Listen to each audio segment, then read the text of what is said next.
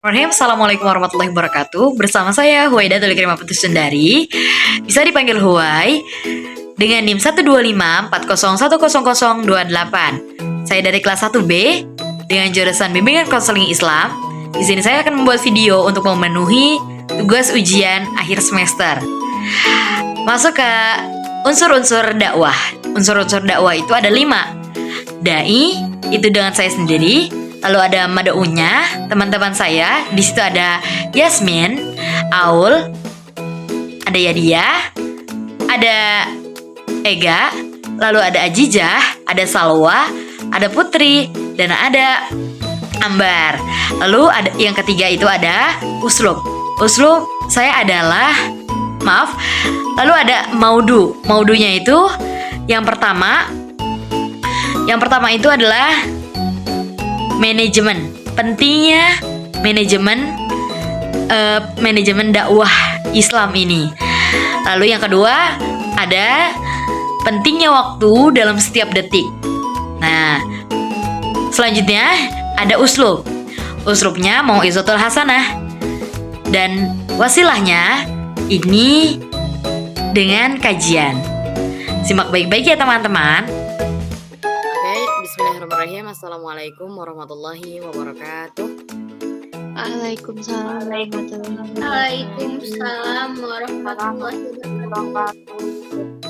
Innal hamdalillah nahmaduhu wa nasta'inuhu wa nastaghfiruhu wa na'udzu billahi min syururi anfusina wa min sayyiati a'malina wa min yahdihillahu fala mudilla lahu wa man yudlilhu fala hadiyalah. Asyhadu an la ilaha illallah wa asyhadu anna Muhammadar Rasulullah. Allahumma shalli ala sayyidina Muhammad wa ala ali sayyidina Muhammad, amma ba'd. Segala puji bagi Allah yang telah mengatur kehidupan ini dengan sangat rapi dan penuh hikmat, yang telah memberikan kita beribu-ribu bermacam-macam nikmat, di antaranya nikmat iman, nikmat Islam, nikmat sehat walafiat, serta kita dapat bisa berkumpul di kesempatan kali ini. Salawat beriringkan salam tak lupa kita aturkan kepada junjungan Nabi besar Nabi Muhammad SAW, yang mana telah membawa kita dari zamannya jahiliyah hingga zamannya ilmiah seperti sekarang ini. Para hadirin yang dirahmati Allah Subhanahu wa taala, pada kesempatan kali ini saya akan menyampaikan sebuah materi tentang pentingnya manajemen dalam Islam. Di manajemen ini bisa diartikan apa sih manajemen? Nah, manajemen itu adalah cara mengatur kita, merencanakannya, dan menjalankan suatu pekerjaan agar mencapai sampai tujuannya. Di dalam Islam, manajemen bukan hanya urusan dunia, tetapi juga bagian dari ibadah.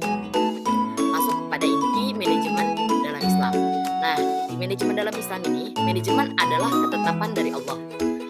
Jika kita melihat seluruh alam yang diciptakan oleh Allah Subhanahu wa taala, ini pasti dan alhamdulillah yang kita bisa lihat berjalan dengan mulus dan sesuai aturannya.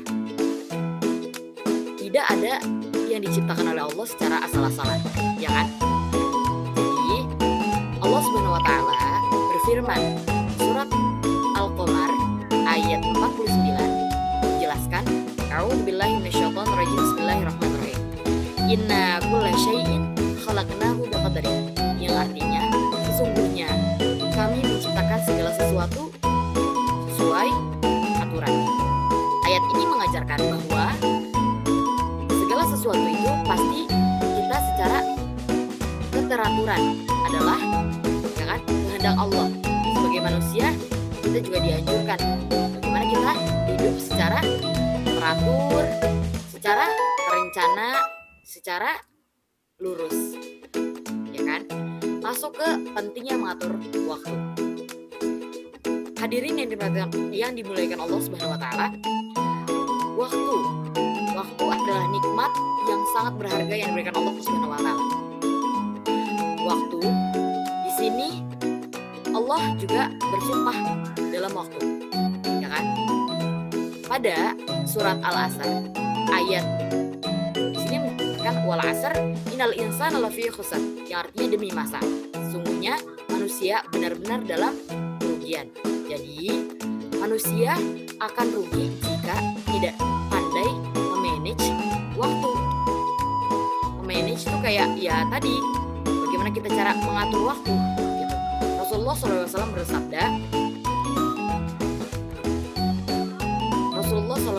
bersabda, di sini manusia akan rugi jika tidak pandai menggunakan waktu.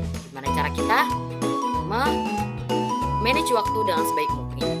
Rasulullah SAW bersabda, ni'matani maghbunun fihima kathirun minan nas, as-sihah wal faragh.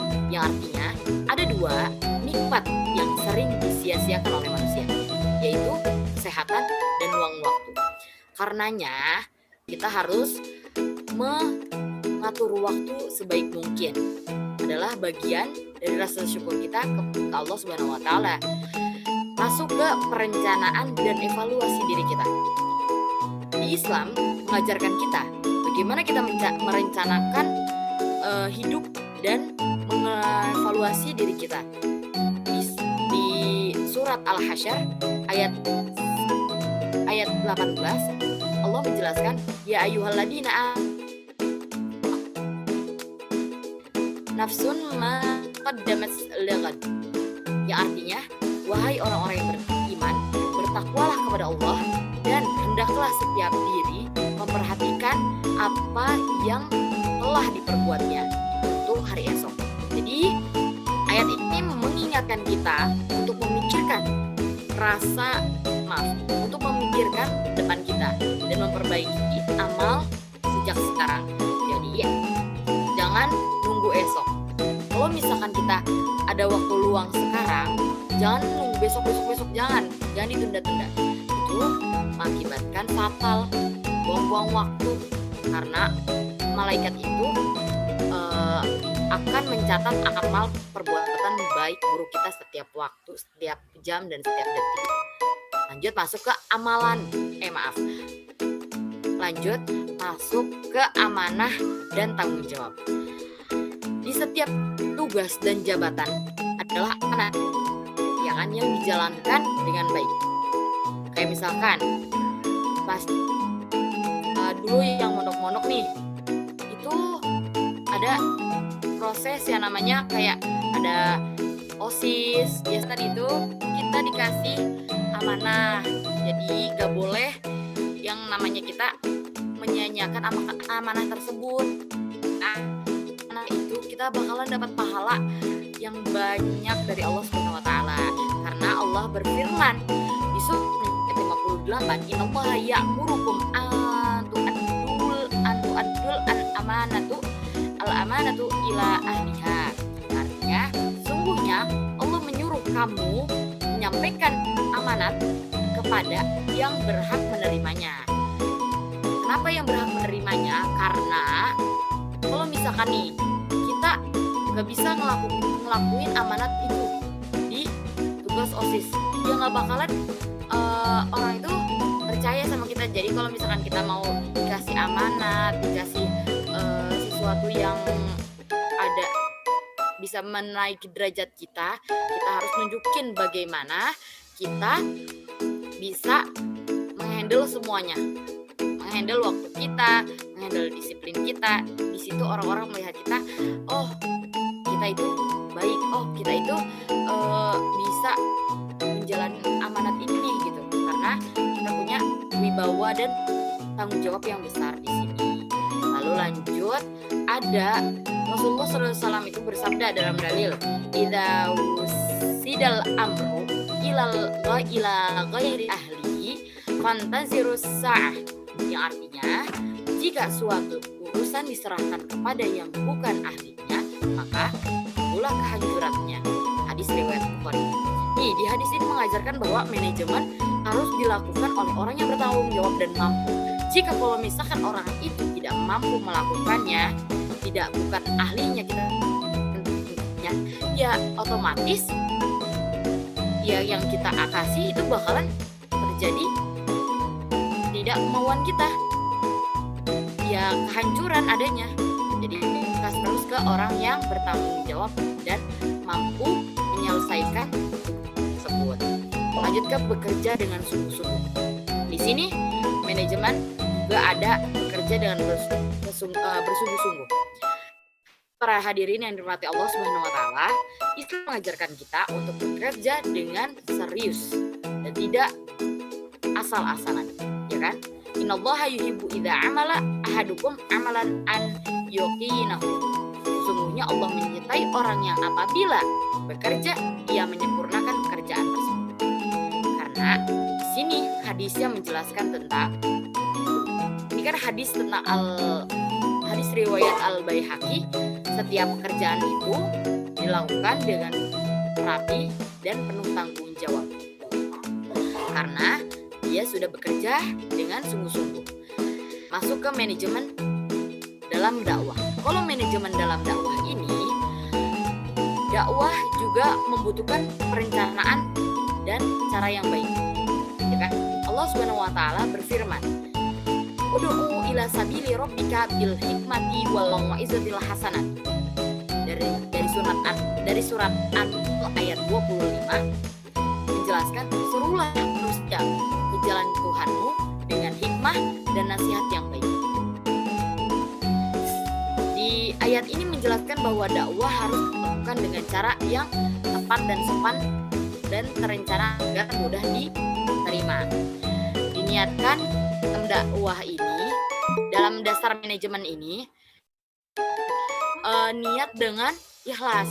Inna a'malu bin niat, ya kan? Segala sesuatu itu, perbuatan itu harus dengan niat. Dari sini penjelasan yang saya sampaikan bahwa Islam mengajarkan manajemen waktu dengan sebaik mungkin. Karena kalau misalkan di kehidupan harusnya dimulai dari mengatur waktu, menjalankan amanah, bekerja dengan sungguh-sungguh hingga mengelola dakwah dengan baik dan benar, ya kan? Di sini manajemen ini agar kita tertata rapi dalam kehidupan kita dan amal perbuatan baik itu akan dipertimbangkan oleh Allah Subhanahu wa taala. Semoga kita mampu dalam memanage waktu dengan baik dan benar dalam kehidupan kita sehari-hari dan menjadikan sebuah jalan untuk mendekatkan diri kita kepada Allah Subhanahu wa taala. Wabillahi taufik wal hidayah. Unzur maqala wala tandur man qala. Wassalamualaikum warahmatullahi wabarakatuh.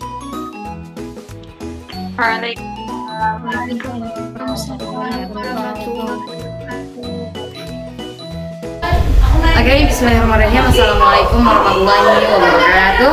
Waalaikumsalam warahmatullahi wabarakatuh. Innal hamdalillah nahmaduhu wa nasta'inuhu wa nastaghfiruhu wa na'udzu billahi min shururi anfusina wa min sayyiati a'malina.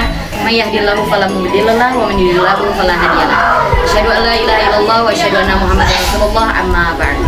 Segala puji bagi Allah yang mana telah memberikan kita beribu-ribu nikmat, di antaranya nikmat iman, nikmat Islam, nikmat sehat walafiat, sehingga kita dapat bisa berkumpul di tempat yang insya Allah muliakan ini. Amin amin ya rabbal alamin. Selawat berikan salam tak lupa kita haturkan kepada junjungan Nabi besar Nabi Muhammad Sallallahu Alaihi Wasallam, yang mana telah membawa kita dari zamannya jahiliyah hingga zamannya ilmiah seperti sekarang ini. Terima kasih teman-teman yang telah memberikan saya sedikit waktunya untuk menyampaikan sebuah materi yang berjudul pentingnya waktu dalam setiap detik. Waktu itu yang paling berharga yang diberikan Allah Subhanahu wa taala kepada kita. Waktu tidak dapat bisa dibeli, dihutang ataupun dibagi-bagi. Jadi di harta itu kalau misalkan habis kan bisa dibeli lagi, ya kan? Kalau misalkan waktu udah kebuang atau udah berlalu, itu tidak bisa dapat kembali lagi. Jadi dalam Islam kita ini diajarkan bagaimana kita memanage waktu. Terus kan kalau misalkan kita tuh harus menyusun waktu dengan sebaik mungkin, ya kan? Di Islam ini diajarkan pentingnya menghargai waktu.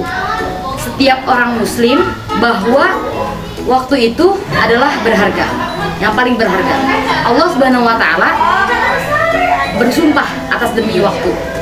Di dalam Al-Qur'an menjelaskan A'udzubillahi minasyaitonirrajim. Bismillahirrahmanirrahim. Wal 'asr innal insana lafi khusr illal ladzina amanu wa 'amilus solihati wa tawassaw bil haqqi wa tawassaw bis sabr. Yang artinya, demi waktu sesungguhnya manusia benar-benar dalam kerugian, kecuali orang-orang yang beriman, beramal soleh, dan saling menasehati supaya menetapi dalam kesabaran. Di surat Al-Asr ayat 1-3. Mengapa Allah bersumpah atas demi waktu?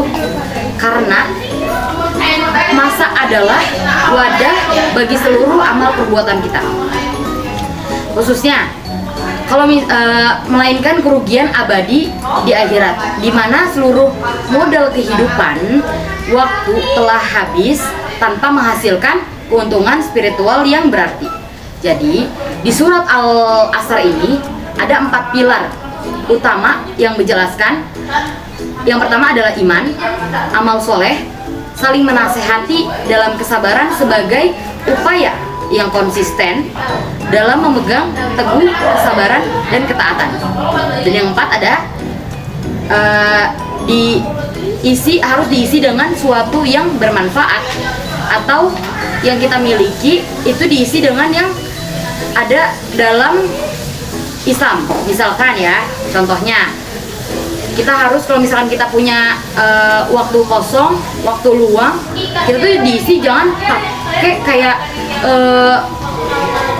kita malah nge-scroll, ataupun kita malah nyari-nyari yang gak jelas, jalan-jalan kemana-mana, ataupun tidur. Itu tidur gak apa-apa, tapi kalau misalkan kita nggak bisa tidur, kita harusnya kayak misalkan berzikir, menghafal Quran, membaca Al-Quran, terus juga mendengarkan ceramah. Kita boleh nge-scroll TikTok asalkan itu yang bermanfaat.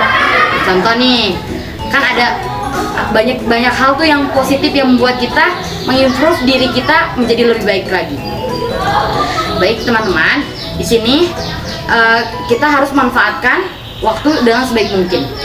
Allah nggak mau kita tuh jadi orang yang menyesal, merugi dalam hal waktu, ya kan? Jadi Allah tuh Allah berfirman dalam surat Al-Mu'minun ayat 99 sama ayat 100. Robbi arji'u la'alla a'mala sholihan fima taraktu. Yang artinya, ya Tuhan, ya Tuhanku, kembalikanlah aku ke dunia agar aku berbuat amal soleh terhadap yang telah aku tinggalkan.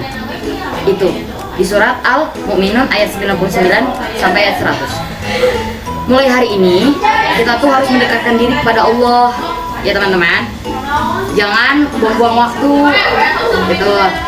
Di penjelasan aku ini tentang manajemen waktu ini, kita harus memprioritaskan utama, harus selalu tentang dengan kayak kewajiban. Jadi kewajiban itu kayak misalnya sholat, jangan diulur waktu, harus pada tepat awal waktu. Kita harus mengikuti amalan-amalan sunnah yang diajarkan oleh Rasulullah terhadap umatnya. Dalam manajemen waktu ini juga menjelaskan dalam hadis ada 5 perkara sebelum 5 perkara. Jadi di situ menjelaskan masa muda sebelum masa tua, masa sehatmu sebelum masa sakit, nah, masa kayamu sebelum masa, nah, waktu luang sebelum masa sibukmu, dan hidupmu sebelum masa matimu. Di sini diriwayatkan oleh hadis riwayat Al-Hakim. Jadi bertindak sekarang sebelum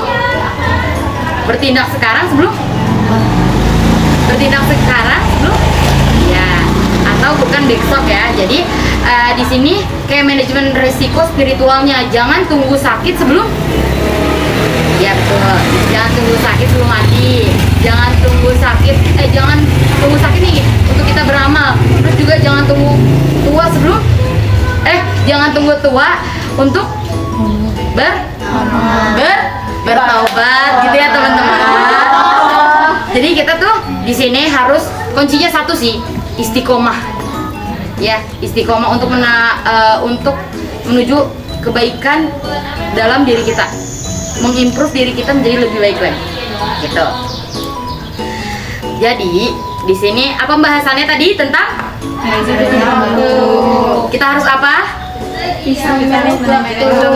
Baik ya.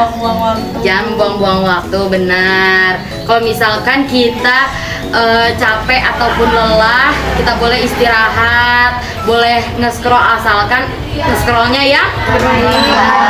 Contohnya kayak apa? Ya, berdakwah. Terus contohnya juga kayak ceramah-ceramah. Terus hal-hal yang positif. Tips and trick yang kita tuh bisa mengubah diri kita menjadi lebih baik lagi.